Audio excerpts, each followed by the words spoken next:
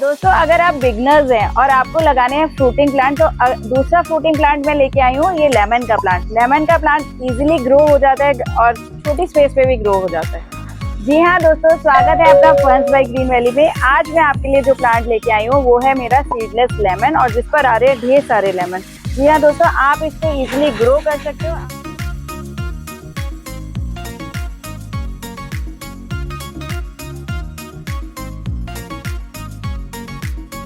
Lemon का plant एक Hardy plant है और धूप में चलने वाला प्लांट है। अगर आपको इस धूप में 5-6 घंटे की इसे धूप मिल जाती है तो बहुत अच्छी फ्रूटिंग देता है। और इसके जो फ्रूट्स होते हैं थोड़े देर में पकते हैं, तो हमें इस चीज़ का मतलब नहीं होना चाहिए कि हाँ भाई हमारे अभी तक फ्रूट पके क्यों नहीं है। थोड़ा सा टाइम लगता है इसे पकने में। अगर आप बहुत अच्छा न्यूट्रिशन दोगे तो ढेर सारे लेमन आप घर पर ही उगा पाओगे। दोस्तों लेमन लगाते कैसे हैं? लेमन दो तरीके से लगता है। कई लोग तो सीड्स डाल देते हैं, वो सोचते हैं कि हम उस सीड से लगाएंगे और लेमन बहुत अच्छा हमारा ग्रो करेगा। तो जब हम सीड से लगाते हैं उसे कई साल लग जाते हैं हमें फ्रूटिंग देने के लिए। लेकिन अब जो हमारी मार्केट में अवेलेबल होते हैं या नर्सरी में अवेलेबल होते हैं वो होते हैं कलमी पौधे। जो कलमी पौधे होते हैं उनमें कलम लगाई जाती है एक फ्रूटिंग प्लांट की, और उस पे लगाने से फ्रूटिंग बहुत ज़्यादा आती है और जल्दी आ जाती है एक छोटे से ही प्लांट पर।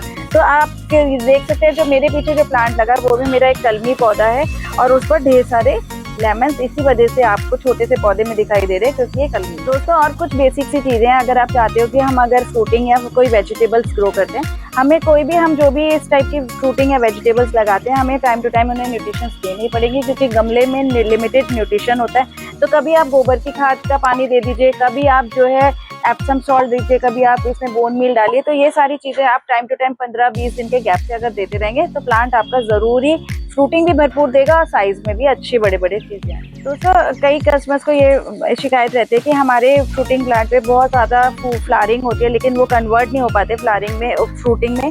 तो उसका एक रीज़न ये होता है कि एक तो हमारे न्यूट्रिशन की डेफिशिएंसी होती है, और एक दूसरा पॉइंट ये होता है कि हम उसमें ओवर वाटरिंग करते हैं। जब भी हम पानी ज़्यादा देते हैं फ्लावरिंग तो बहुत ज़्यादा होती है लेकिन वो फ्रूटिंग में कन्वर्ट नहीं हो पाती है। और दूसरी एक बात होती है कि अगर हम जब भी फ्रूटिंग प्लांट है उसमें हम थोड़ा सा बोरोन जब डाल देते हैं या छिड़क देते हैं या थोड़ा सा उसको पिला देते हैं तो उसकी जो फ्रूटिंग है वो बहुत बड़े साइज़ की भी होती है, साथ ही जो फूल है वो टिके भी रहते हैं पौधे पर।